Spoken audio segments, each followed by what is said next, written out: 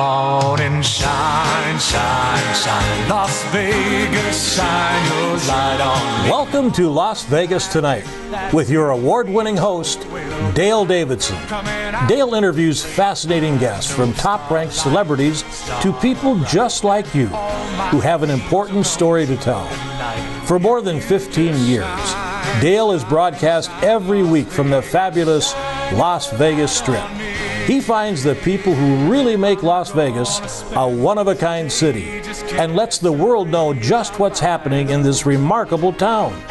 You'll discover why 50 million people visit the entertainment capital of the world every year. Stay tuned for another exciting episode of Las Vegas Tonight. Welcome to Las Vegas Tonight. I'm your host, Dale Davidson. We bring you fascinating guests each and every episode of Las Vegas Tonight. Boy, have we done it this time. We've overdone ourselves. Oh, her name is Barbara Brighton, late of Boston. We'll get into that. A lot of time in Miami, but now in Las Vegas. Barbara, thanks for coming on the show. Dale, thank you. Yeah, I appreciate it so much. I'm having fun already. Oh, good, good. Okay. Yeah, we've laughed already. Yeah. Tell me a little bit about your early life. You were in you grew up in Boston? Till I was 13. Yeah, And then we moved to Florida. And my earliest recollection, if I could probably bring it, when I first started with this music thing, Yeah. I wanted to study piano. Sure. So, of course, I told my family, you know, and I can't remember what the reaction was, but I don't think it was great. Really? And they got a piano for me, and I lived in the third floor on Almont Street in one of these rickety old buildings in Mattapan. Yeah. And they brought the upright piano on a rope through the window. I've seen that. Have you? I've seen it happen. Well, yeah. I just remembered. I went, oh my God, because you can't go up the stairs where I was living. Oh, sure. You know, in the third floor or whatever. Nobody could so it was carry on it. a rope, Oh, and that's I great. never forgot it. And then I started doing piano. Wow.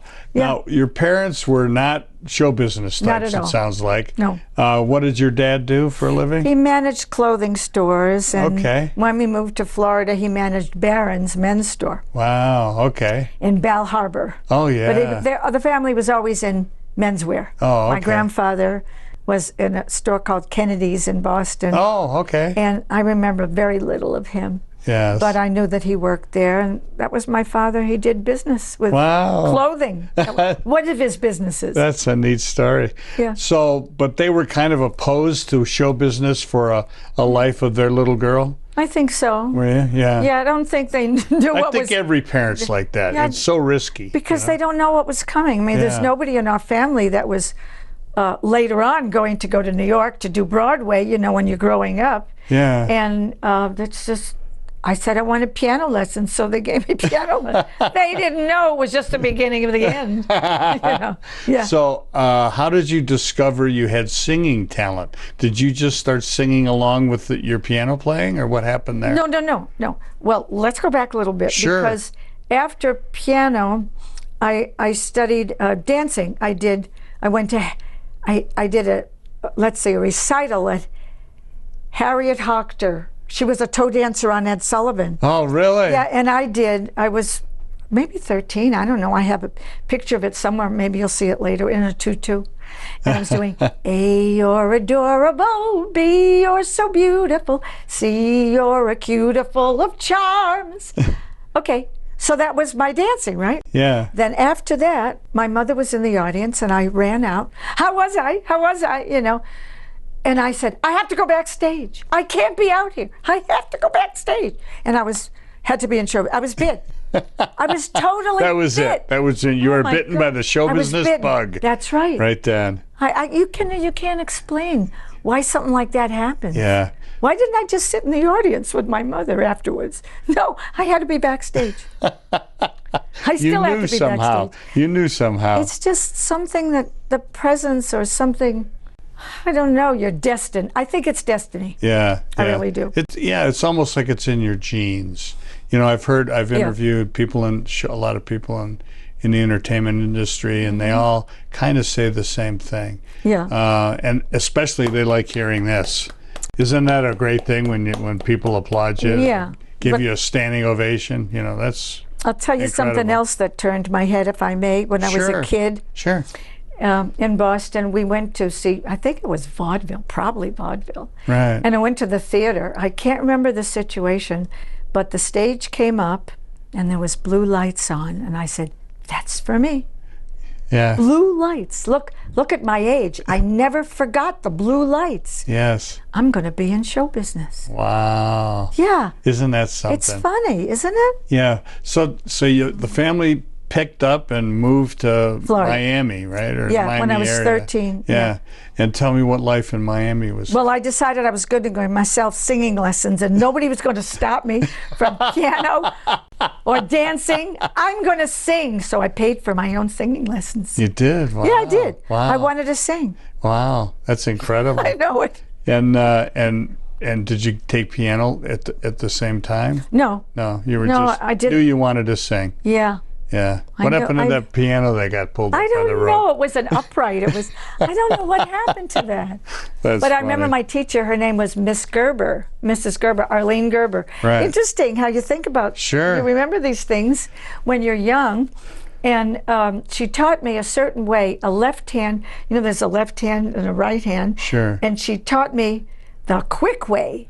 Yes. Good, not the correct way, but the good way, the chords, instead of G, B, D, F, whatever. And so I couldn't accompany myself if I became a professional because I just play chords. And you taught me the wrong way, Arlene. You taught me just chords. I could make a living if you taught me the right way, but I never forgot that. Oh, that's funny. Yeah, but I loved her. So tell me about the University of Florida. You went there for a while. did. I Yeah. went for What was 2 that years. like? Yeah. I was a Gator and I was studying music, and I loved college life. Did you? Oh, I loved it. Yes. I became an adult. Yes. You know, I learned to take an aspirin. I never would take an aspirin before. I learned to put it in applesauce, and that's the only way I could take an aspirin when I was growing up. Yeah. That's funny. Yeah. What do I say about Broward Hall? It was not a co-ed dormitory. It was for women only. Yes. And I was a majorette. I was always a majorette. Oh, you know? okay. Yeah, I did. I twirled the baton. I did all these silly things. You know, anything to be in show business. That's Then right. we did on the football field, and I was Sure. like, I was in showbiz. I was twirling a baton. That's all you need. I know. I It was makes you so bitten, happy. Dale. Yeah. I understand totally. Yeah. And you packed up and went to Broadway, right? Yes. After Florida, 2 years in Gainesville, I said I want to be on Broadway. I want to be a star on Broadway. Right. So I went with 2 other friends from college, and we had no place to live or nothing. We flew on this airline that wasn't even an airline. I think it was an old prop jet or something. I went with $300. Well, I thought that was a lot of money. I don't know, you know, and landed in New York. And I think I had to go to the Y. I went to a lot of places to live. Was not good. I was scared out of my mind. Really? Yeah, but I was determined. Yeah. And I never even asked myself, why am I doing this? It just was a natural thing. I said, I got to go to Broadway. Yeah. So I was there for 10 years. Yeah. So were you auditioning right from go? As soon as I found several places to live, I lived at the Rehearsal Club. That's the place that Carol Burnett lived. And I lived with Blythe Danner, Oh, really? who was Gwyneth Paltrow's mom, Sure. and a lot of Radio City Music Hall people, because that was right around the corner. The dancers, there was like 53 of us on 53rd Street, and we had a doorman. Yeah, that was all girls. Yeah. That was in the window, watching out for all of us. He would sit. His name is Joe. He would sit in the chair, just looking out the window for us. You know, we'd walk up, and then we had a black lady. Her name was Addie, calling up if you had a message. You know, Barbara Brighton. I think it was Bobby then. I can't remember. Barbara. You know, she'd shout up to the 3 floors wherever I lived. You have a message, and we'd have to go down to get the payphone, you know. And then it's true. And then when you weren't there, she'd write it on the board, word for word, on the bulletin board. And we had a lobby. All the girls sat and watched television, and we were all show people, you know, wanting to be in showbiz and auditioning and everything. And I remember I watched the inauguration of Nixon on the thing, and I went, oh no, oh no. Oh no, I didn't even know him. I said, this is not going to work. I had a gut feeling. I turned out right. What did I know? I swear to God. Yeah. And then we started auditioning, and Blythe, of course, was a star. Yes. And Sandy Duncan was with us at the time. Oh, yeah, sure. Yep. And so a lot of people turned out. Kim Cattrall lived there. And she was on Sex and the City and everything. She didn't live with me. But I must tell you, we had a cafeteria. I paid $45 a week. We got 2 meals. And we'd go to the cafeteria downstairs, and they'd lock the refrigerator. But late at night, we'd all get hungry. So we'd raid the refrigerator. That's funny. We wanted to eat. That's funny. You know, yeah. Somebody would pick the lock, and away you go. Yeah. But it was so much fun. We were young. Oh, sure. And it was cheap. It was $45 a week. Yeah, that's nothing. To live there. We had a house mother who was an alcoholic. Now, that's another story. Because, Mrs. Walker, she's long gone.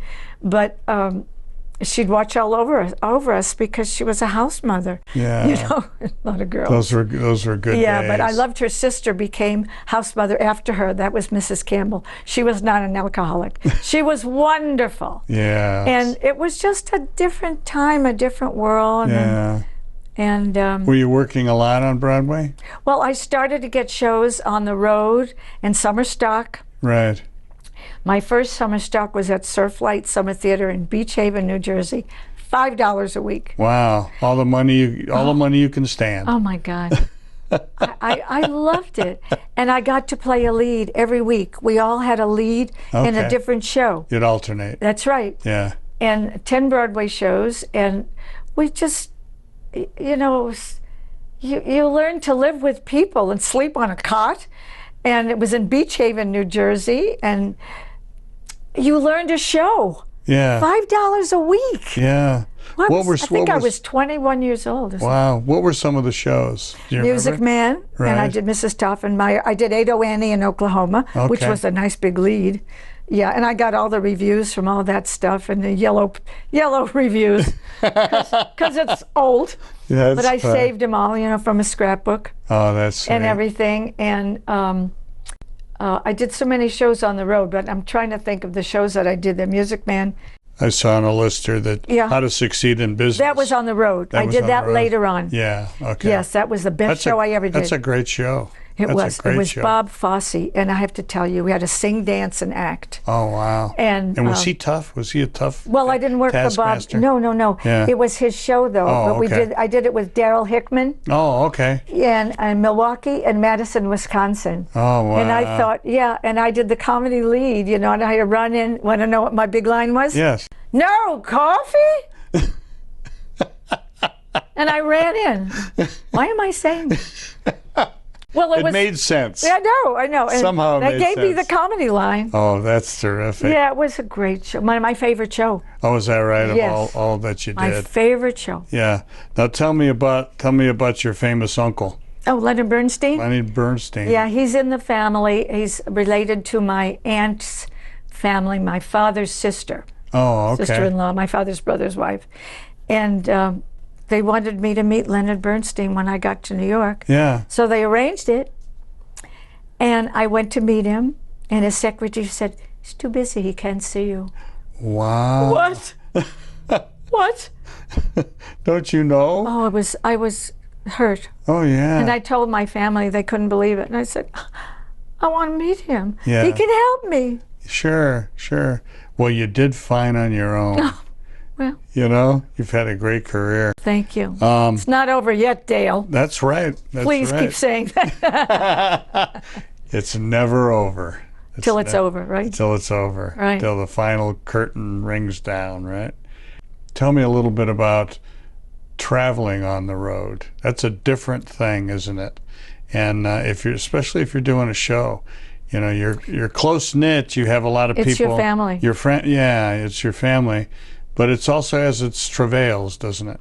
The worst part of it is saying goodbye to the show. Oh, yeah. Because you never get to see them again. Yeah. Very rarely. Yeah. And you've bonded Yeah. with them. You know, I have wonderful experiences now that you're asking me. I remember a thing in Milwaukee, I got to see, I think the Globetrotters. No, I saw them at some point, a basketball team. Right. And they were staying at the same hotel that we were staying at. So Milwaukee, I loved that. There was a Pabst Theater, absolutely fabulous theater. And then we went to Madison, Wisconsin, where there was an ice cream store on every corner. I never forgot that. I never forgot that. It's the dairy state. I'm telling They you. got to unload that milk somehow. Yeah, was a happy. How to Succeed in Business was my happiest show. Oh, that's wonderful. Yeah. That's wonderful. Yeah. Barbara, we need to take a brief break. Okay. Do a little bit of business here. Alrighty. And we'll be back, and maybe you'll grace us with a little piece of a song. Okay. We'll be back with Barbara Brighton right after this.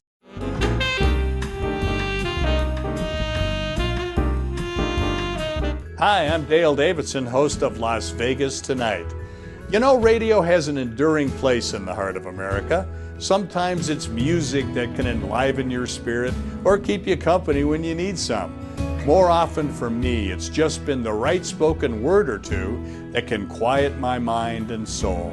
Radio brings me a reassuring word in the quiet of night or a welcoming voice early in the morning as I shake off the night's sleep and find my way into God's purpose for my day. And always, I find the best radio station is the one that brings me the best news, the gospel of Jesus Christ. My favorite radio station is KKVV in Las Vegas, Nevada. It's still right where it's been for years at 1060 on the AM dial, hovering over Sin City like a gospel airship, broadcasting the good news of the abounding love that Jesus Christ has for every single one of us. No matter who you are or where you live, you can receive God's Word via the KKVV Gospel Airship. Just go to kkvv.com and click on Listen Live. KKVV is using all the tools that God's provided them, like podcasting and video streaming and video on demand, to produce programs that lift up our fellow believers and save the lost. If you feel a calling to speak to others about Jesus Christ on your very own show, pick up the phone and call the station. They'll be happy to tell you how. Call KKVV today at 702-731-5588 or drop them an email at kkvvradio@hotmail.com. Please join me in becoming part of the KKVV family. You'll be glad you did.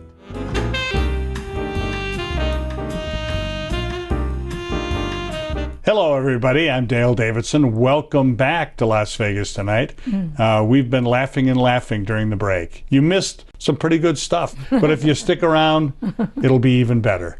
Barbara Brighton is with us. She's a charmer and a very talented lady, and we appreciate having her on the show very much. Thank you so much. So tell me a little bit about Harry Belafonte. The highlight of my life.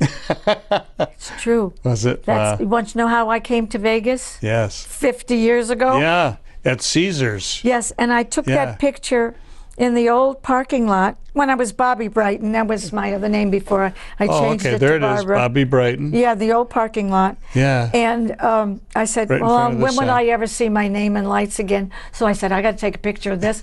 And it was smart on my part to take that picture. Sure. You know? I see it right there. Yeah. And Belafonte was headlining. Oh, my dear. I saw. And you got to meet him and Oh, yeah. that. I did 5 shows a day at Cleopatra's Barge, which is still there. It's Yes, the boat. it is. You know. Yeah. You know, I'm talking to a Vegas person. It Yes. was rocking. And I was there with a trio, and I went after every show to see Harry's show. I never, ever got tired of it. Really? I was glued to the main showroom. Oh my God. He was brilliant, just brilliant. Yes. And I loved everything. Who would go see the main? I'm doing 5 shows a night. Who would go see the headliner? Every single show for 3 weeks. You know, I loved him. He was great. Oh, that's good. Brilliant. Never before his activism and stuff afterwards, but he was just superb. And one day in the lobby, he came around and he was touching my neck. And I went, Harry, don't do that, Harry. I was like crazy. It was, you know, and he was married to a Jewish girl, a white Jewish girl, Julie, in the beginning. And she'd be in the coffee shop way before they changed Caesar's Palace. Right. And we'd all go there for breakfast, lunch, and dinner, whatever. But how I got to Vegas is really a serendipity, which I do believe in. My father was selling clothes in Barron's, Bell Harbor, in Florida. Right. And his client was Mel Chasen, who owned Lums. They first owned Lums on Miami Beach on 17th Street, and you could get everything for a nickel. Yeah. It was very famous, Lums, L-U-M apostrophe S. They sold Lums and bought Caesar's Palace. Wow. And he was outfitting, my father, I guess, was outfitting Mel Chase. I was on the road somewhere in Curacao or Aruba, traveling, doing my act, not comedy, singing. Right. And they looked for me for a year, and he played my tape from Australia. Right. This Is My Life, which I recorded in Australia with 27. I didn't know anything, nothing. And he said, showed up. That's 95% how about of it. booking my daughter in Vegas? And they did. And they looked for me for a year. I had no idea. Finally, I got a call. Will you come? And I got an agent because I didn't have an agent. I asked it. I thought I needed an agent to book me. I didn't, but I wanted to pay an agent. Stupid on my part. I could have saved the commission because I thought, well, he'll get me other things. Yeah. And he was Bill Butel, a wonderful agent in Florida. And he liked me very much, but he never booked me after Caesar's Palace, you know. And I learned that you have to book yourself. Yeah. I didn't know this because I went up to the office to say hello to Mel and thank you so much for changing my life. And, you know, and I found out you have to book yourself. Yeah. I didn't do that. You have to get in front of people. Yeah, no, you have to tell them I want this date and that date and this date and that. That's how they do it in Vegas. Wow. I didn't know that. Yes. I relied on my agent. Never again. So prospects, don't do it. Yeah. Well, maybe while you're in Vegas, you could do that. But my Miami agent never called to get me other dates. Yeah. Yeah. And I didn't know that. I was still green. Yeah. Takes you a long time to learn how this business goes. Yeah. But what I did learn, I must tell you, I was in a cab in Vegas going somewhere, and the cab driver told me, I told him I was working there, whatever. He says, you know what the secret to success is? I said, no, what? He said, marketing. It's the truth. Who knew? Yeah. That's at least half of it. You have to have talent, but you got to get out there, market, and let people know. know. And that's what I about could you. have done to book myself back. Yeah. 4 times a year, because that's what everybody else did. Oh yeah. But I was still green. You learned. You learned a lot, didn't I you? did. Yeah. Yes, I did, because I'm old now, Dale. You're not so old. Oh, well, what I wanted to say, when I hired a PR man, I wasn't that stupid in Miami, to get publicity out for me, because that's a big deal. Yeah. Las Vegas, it was my dream. Sure. And he did a lot of stories on me. He became a wonderful friend. His name was Cy Shapiro, and he gave me the greatest advice. He said, Barbara, keep your nose clean. Yeah, that's right. So Barbara, tell me a little bit about one of my heroes, Larry King. I've learned a lot about being a talk show host by watching Larry King work. Yeah. The best. Oh, absolutely, absolutely. Yeah. I'm sorry he's not on the air anymore. Yes. I loved his show. Oh yeah. One-on-one is just great. Oh yeah. Yeah. Fascinating guests and all that. Yes. Yeah, but he wasn't afraid to ask those questions. Yes. You know, and confront. You have to confront and get the truth and get somebody to open up. Yes. Which he was easy. great at. Yeah. Another strange thing is Larry was one of my father's clients. Well, he went. You know, is that right? Yeah, he got his suits. He bought from his him? clothes there. Oh, yeah. okay. And I didn't even know that. And Joe Garagiola, he used to be the sports guy. Oh, yeah, I remember I think Joe. NBC. Yes. I think it was NBC. I think that's years right. ago. Yeah. Recommended me to the Larry King show, and it was in Miami at VSN or SVN. I remember that Channel 7. Right. And I sat down and did a little interview with Larry King. But he wasn't Larry King. He was Miami Beach Larry King. Yeah, that's where he is from. Yeah. Yeah. Yes. Yeah, he became super famous with the radio show. And then that, of course, went over to the show on CNN. Why did he leave? Just because...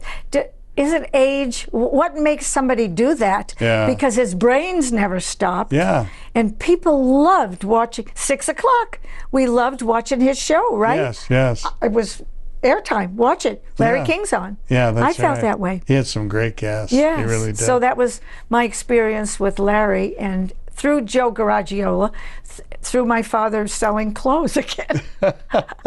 Yeah. So Miami not only being your former home, it was probably a jumping off place for you going on cruises, right? Yes, I did. So you worked cruises for a long time. I did, probably about 30 years on and off. Of course. In New York, I lived in New York for 10 years doing the Broadway thing and doing cruises at the same time, and going to Australia and Japan, all from New York. Right. That's from auditioning, Oh, okay. you know, and all those people there. And I loved it because I was younger, and they want young people to appear on cruise, which I can't stand it because I want to do it now. Why can't I do it now? There's some people know, age, our age, on cruise ships. You go. You're the audience. Yeah. But why don't we want to see somebody like you entertaining? Yeah. What's the big deal? The talent doesn't stop. Right? You sounded a little bit like Joan Rivers. Oh, then. can we talk here? Oh, God. You're bringing me to the thing. Okay, all right. I've had $100,000 worth of collagen, silicone, Botox, and Restylane. I've had a boob job, a nose job, an eye job, a tummy tuck, liposuction, and laser. Underneath all that nipping and tucking and pulling and gripping, I found Michael Jackson's first nose. Bada bing. Yeah. Bada boom. That's my big line. Now I have another one. Are there any older guys out there? I have to change the voice when I do that, you know. I hate that because I'm losing my voice. I said, I've had 100, no, I said that one. Oh, I'd say, are there any older guys out there? Because you got to be careful if you date older men. They never tell you the truth. A friend of mine was dating an older guy once. He never told her he was wearing a hearing aid. She stuck her tongue in his ear, was electrocuted. Thank you. Thank you, Dale. I will be back in an hour. Thank you. So did you mix comedy into your singing and dancing on the cruise ships? No, I never did comedy, ever. Oh, is that right? I always sang. Yeah. And I was at the Thunderbird in Florida Motel, working for a friend of mine, Ron Langell, who does Bobby Darin, and he had a variety show. And he said, Barbara, do some comedy.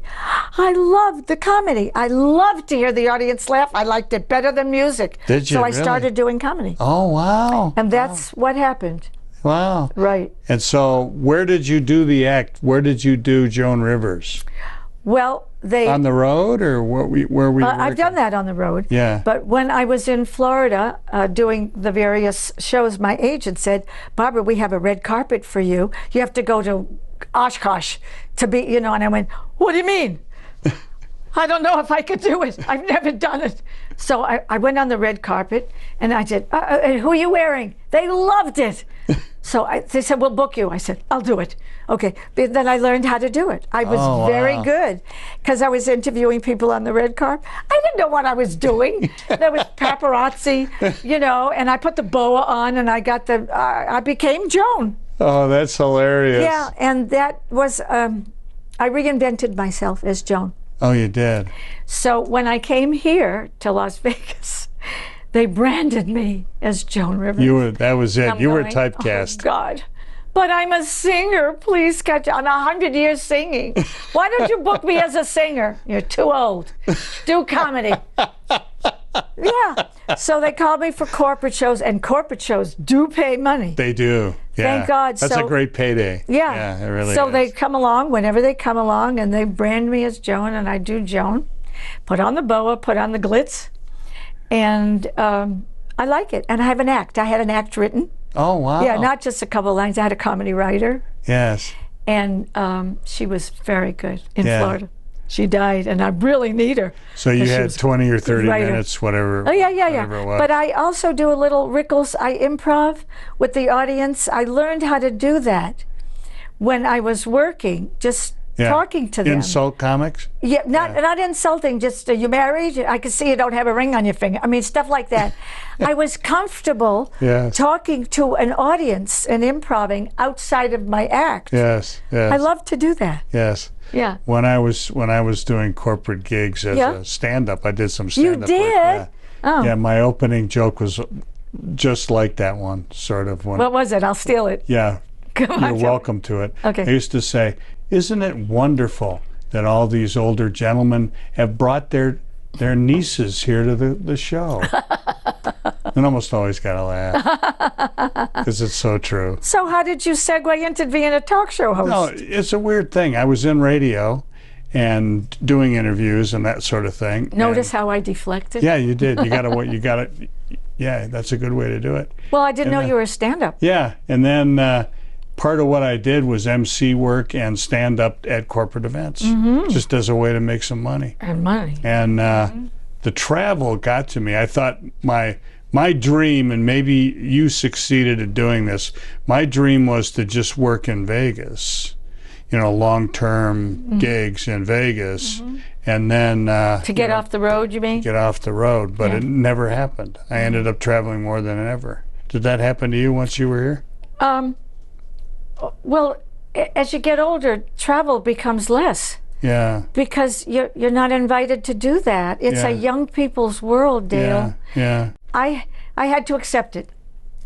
And all my friends that I go to support out at the casinos and everything call me a veteran. It makes me crazy. Don't call me a veteran. It makes me old. That's right. And because they're 40. Legend, too. That's another one. Yeah, and they're 40 years younger. Okay, fine, great, okay. You could do the 3-hour gigs. I don't want them. Thank you. That's what they do here, you know. But they can do that. Yeah. I did that in 72. I did 5 shows a day. And then in 86, I did the Desert Inn. Wow. Remember when it was the DI? Oh, sure. It's now the Wynn and the Encore. Right. I did 4 shows a day there. Wow. And that was in 86. So I jumped from 72 to 86 in Vegas. In between, I was traveling around the world. Wow. Yeah. We only have about a minute left in the segment. That's Do not me enough, a favor, Dale. sing us out. Okay. We're going to come. Memories like the corners of my mind, misty water colored memories of the way we were. That's it. That was sweet. Is that enough? That was wonderful. Thank you. That was wonderful. Okay. Doesn't she have a great voice? She's terrific. Booker. Yeah, there you go. Get her book. Put her back on the road. Right. We'll be back with Put her Barbara. back on TV. That's right. Yeah. We'll be back with Barbara right after this.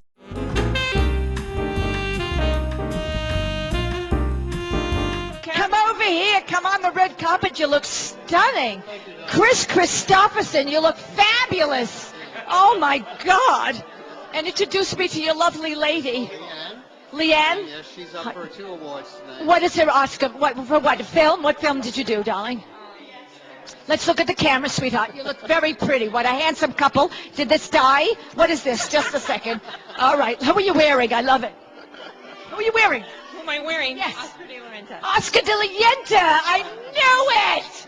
I knew it. You look fabulous. Have a good time. All right, darling. So you have a good time. I love you. Have great eyes. Your eyes are so alive. They're gorgeous. Mamma mia. Oh, you Italian? Funny, you look Jewish to me. All right. He's the matzo ball. I'm the meatball. He's the matzo ball. You're the meat. Yeah. She's the matzo ball. That's really very. Write that down. Write that down. I want that. All right. Go and have a wonderful time, you two. Okay. All right. So nice to meet you. See you upstairs. Save me a dance. All right, save me a dance. All right, do you dance like George Hamilton? I hope not. I didn't like the way he danced. I hope not. I think he had something wrong with his leg or something. He had fallen off one of his yachts. Probably one of the women that he goes out with. However, we want to tell you where we're from so you know today is not a good day. Tell me what happened today. We can talk. Let me get in the middle. Let me talk. Let me talk. What happened? Yes, I am single. Just a minute. Wait a minute. I'm not going to break you up. You think I'm going to break up this marriage? Oh, great. I don't have enough problems. I'm money? No, I have no money. No money? How long are you married? Too long. Too long. Go bye. Have a good time.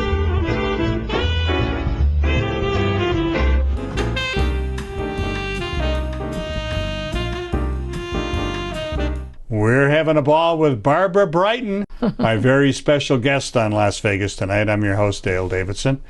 Boy, we laughed and laughed during the break. You do a lot of impressions.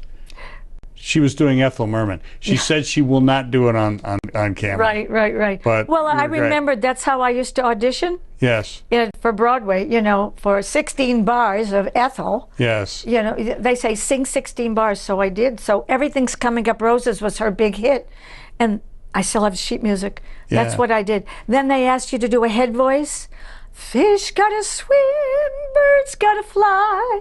I gotta love one man till I die. Thank you. That's it. I got it again. I had 2 voices.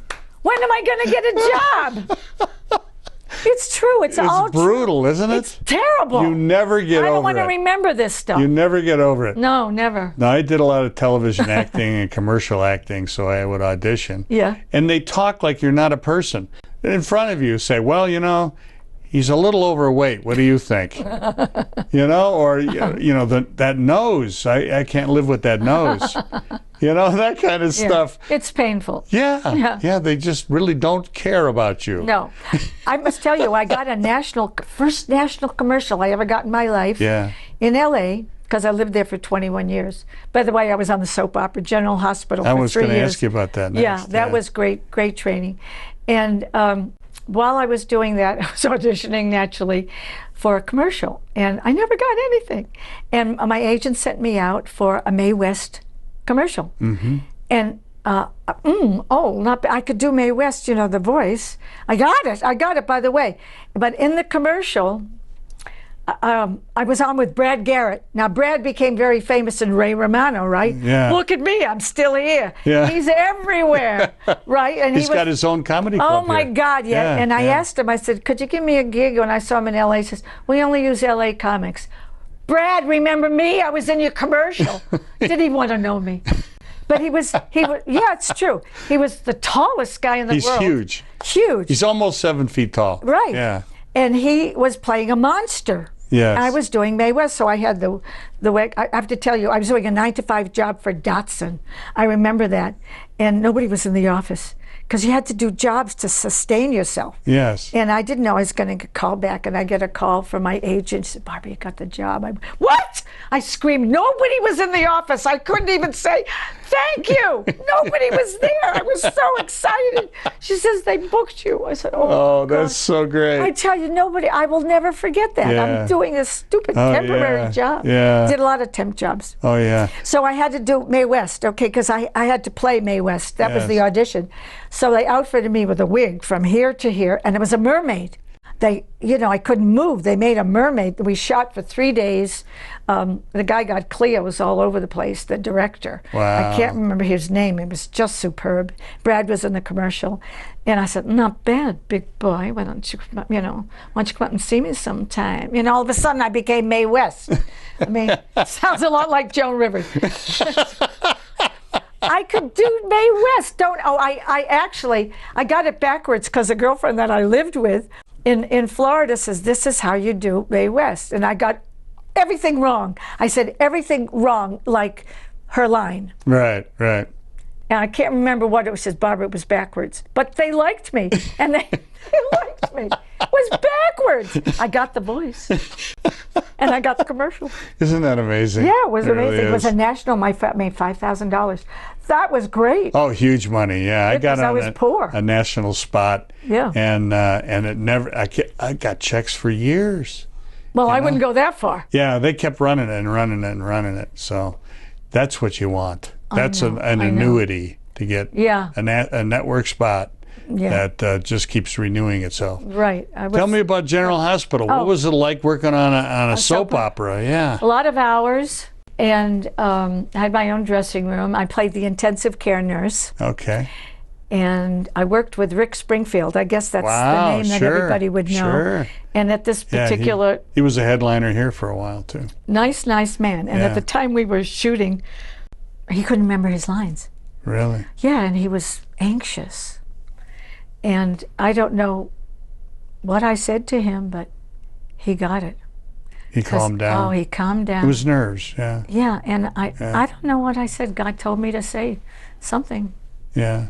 And I was able to do that, and I was happy that I did that. Oh, that's a nice thing. It helped him. I bet you he remembers that. Well, I don't know. I'll never forget the lady who was kind to me, you know. Oh, That's the thing. Yeah. That's the thing about this business, about the entertainment business. It has a lot of really wonderful people in it, like yourself.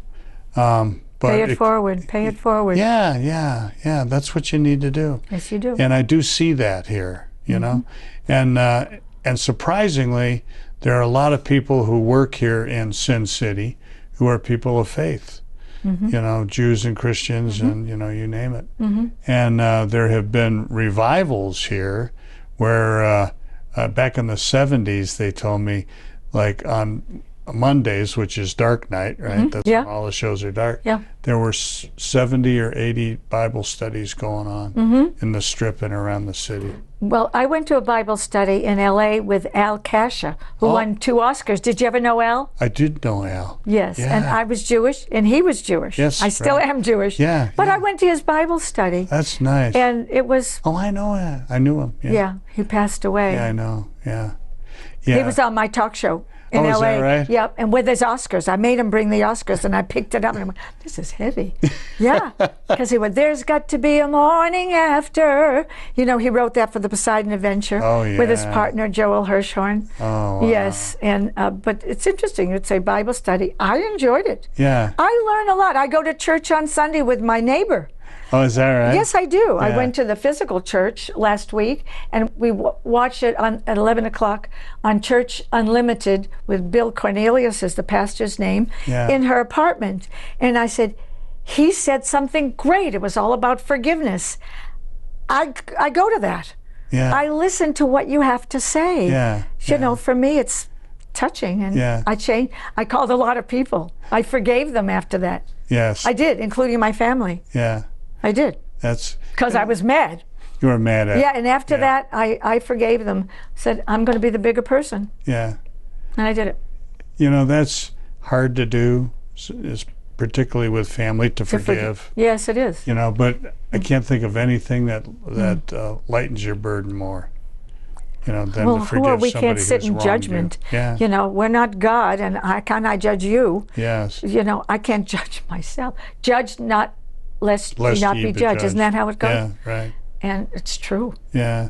100% true. Yeah, that's funny that about Al Kasha, because he was a member, as I am now, of Media Fellowship International, Oh. which has a chapter in Los Angeles. Mm-hmm. Marilyn McCoo and Billy Davis Jr.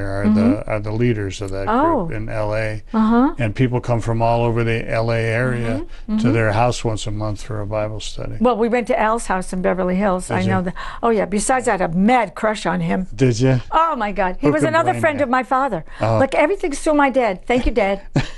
What are you doing on a Christian show, Barbara? You know, hey, it's television, Dad. Speaking of TV, tell Yeah. me about being a talk show host in L.A. You had your own show. I did. And For what 3 was it years. about? It was named after you, right? Yes, it was. Well, I started out with In Tune. In Tune with Barbara Brighton. That was my first one. Right. And then I became the Barbara Brighton Show after that. And I interviewed celebrities. And it was, you know, it was at the time Sally Jesse and Phil Donahue and everybody Right. were tops Yes. in their field. And I said, I want to do that. Mm-hmm. I was like at a fork in the road. And I said, I'm not getting acting jobs. I'm not getting this. I'm not getting that. Right. I want to do a talk show. Yeah. I didn't know. Yeah. So I met a partner, and he became a producer. And my first show was on the patterns of abuse. Don't ask me why.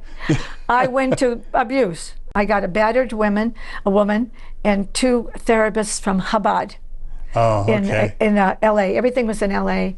And they came on the show, and I went down to Sheriff Block. He said, come down, because he was a member of the temple where I was a member of. Yeah. And he said, come down, I'll give you pictures. So we got pictures of abused children. It was horrible to promo the show. Just Right. burned, just terrible. but it was part of a show, and I Right. had to show that. They said it was one of the best shows that I ever did. Wow.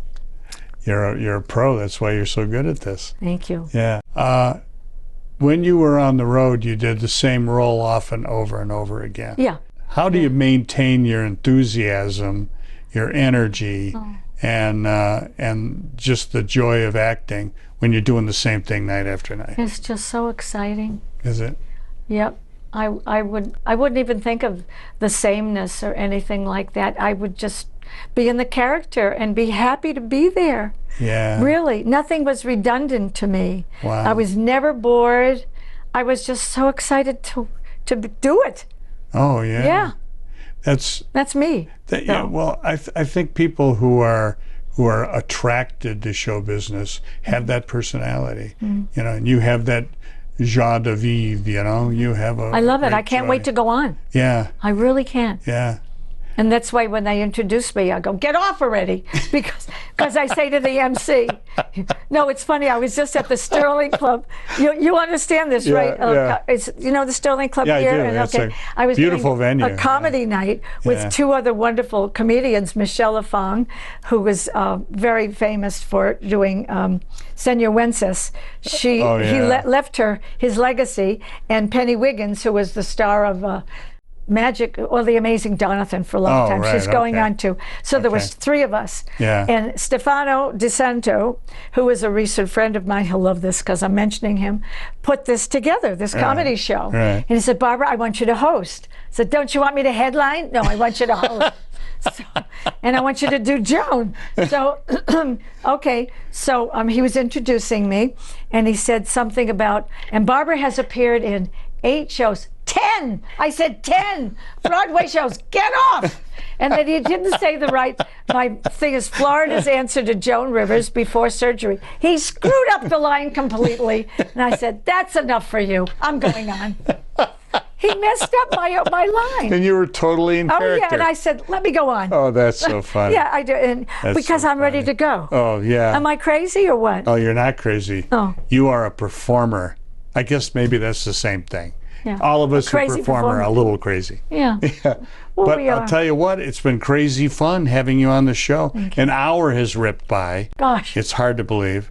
Thank you. Barbara, thanks for Dale, coming on the Dale, show. I loved it. You were a riot. Thank you. Okay. God bless you. Get off. That's right. And now I will. As I try to remember to say each and every episode of Las Vegas Tonight, when it comes to our Lord and Savior Jesus Christ, please walk with him. God bless you.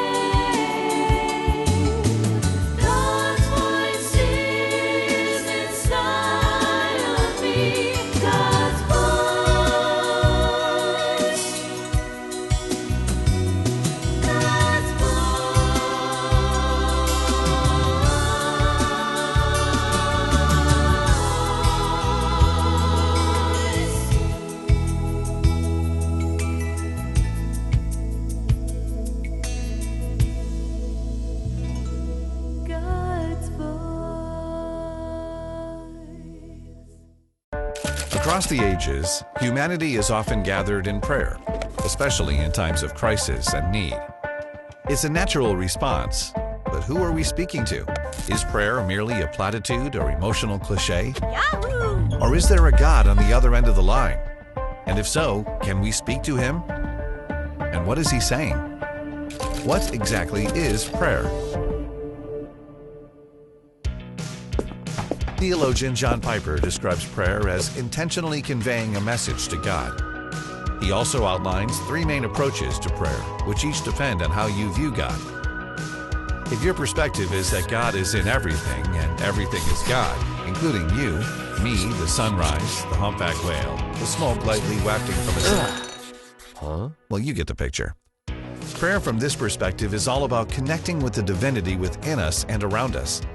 The only problem is that if we are part of God, prayer can feel like a one-sided conversation.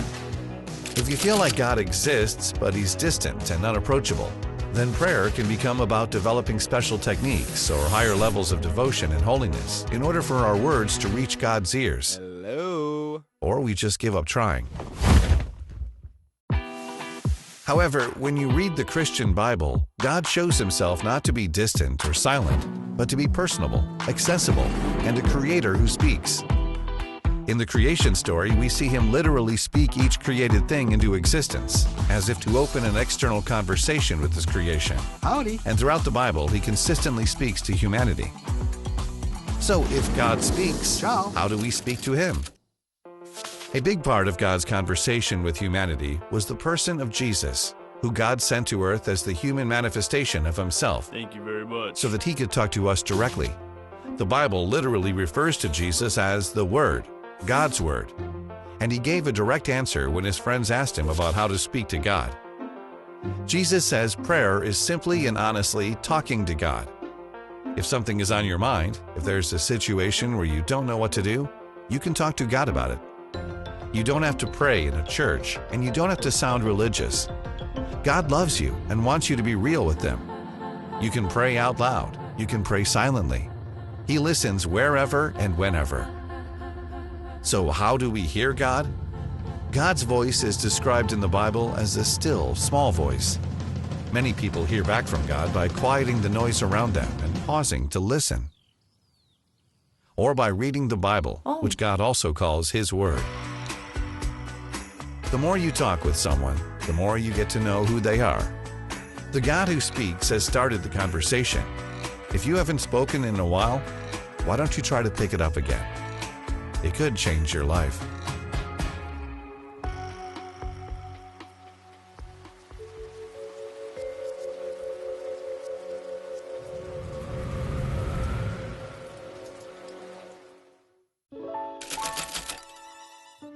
What is the Bible? What does it say? Why do people care about it? And what does it have to do with you?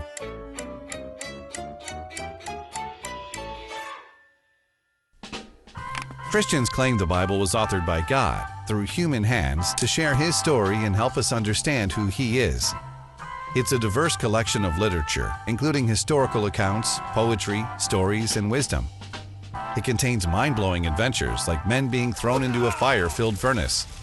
Yet they weren't burned. It speaks of an old man who was lowered into a lion's den, only to be supernaturally protected and not eaten. It also tells the story of a little girl who had died, yet miraculously came back to life. The Bible is one book that contains 66 smaller books. It was written over a period of 1,500 years and authored by over 40 different people that range from shepherds to doctors, scholars, farmers, and kings. Completed 2,000 years ago, historians say it's one of the most reliable books on the planet. Over 10,000 manuscripts have survived the centuries. Compare that to only 235 known manuscripts of Shakespeare's First Folio. There have been over 5 billion copies printed worldwide, making it the most reproduced book in the world. The Bible is divided into 2 sections, the Old Testament and the New Testament. The Old Testament is well known for its early history of the world and insight into life, giving wisdom such as don't murder and love one another. Other sections are a bit racy, such as your breasts are like 2 fawns, twins of a gazelle. The first 4 books in the New Testament tell the story of Jesus through the perspectives of 4 of his closest friends. The rest of the New Testament is stories and letters revealing what Jesus' closest followers did after his time on earth. God used average people to heal all kinds of diseases and drive out demons. Many of Jesus' followers were killed because they dared to preach his message. Jesus claimed to be the human manifestation of God's unfailing love for humanity and the secret for true inner peace. He gave hope to the hopeless, love to the unloved, and then gave his life to bring never-ending life to everyone who would believe in him. That's where you come in. Beware, reading this book will change you. As you read it, its message of hope will come alive in you. That's what it's designed to do. Why not give it a shot and see for yourself what it says? It just might surprise you.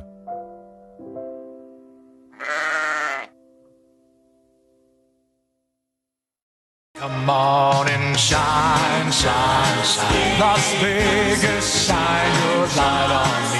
You've been watching Las Vegas Tonight with your host, Dale Davidson. We hope you've enjoyed this edition of our show. We so appreciate your loyalty to our program. To keep Las Vegas Tonight on the air, please go to our website, vegassaints.org, and click the Donate button. To send a check or money order, please make it out to Dale Wynn Davidson Ministries and mail it to 9030 West Sahara Avenue, Suite 255, Las Vegas, Nevada, 89117. To suggest a guest to appear on the show or any other suggestions or questions, write to Dale at dalewdavidson@yahoo.com or call him at 702-480-3989. Shine, Las Vegas, shine.